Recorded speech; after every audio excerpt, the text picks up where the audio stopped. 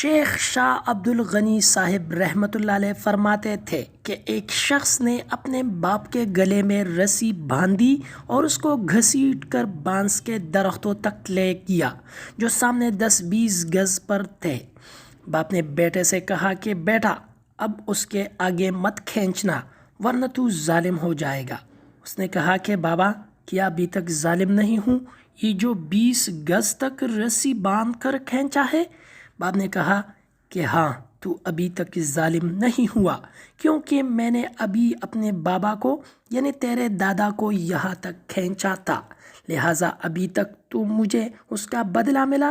اب اس جگہ سے اگر تو آگے بڑھے گا تو ظالم ہو جائے گا۔ حضرت فرماتے تھے کہ میں نے دیکھا ہے کہ جن لوگوں نے اپنے ماں باپ کا اکرام کیا تو ان کے بچوں نے ان کا اکرام کیا، اور جنہوں نے اپنے ماں باپ کی عزت نہیں کی تو جب ان کے بچے بڑے ہوئے تو ان سے ویسا ہی بدلہ لیا، گویا ایک ہاتھ سے دو دوسرے ہاتھ سے لو۔ قرآن میں بھی اللہ تعالیٰ فرماتا ہے وَبِالْوَالِدَيْنِ احسانًا، ماں باپ سے حسن سلوک کے ساتھ پیش آؤ۔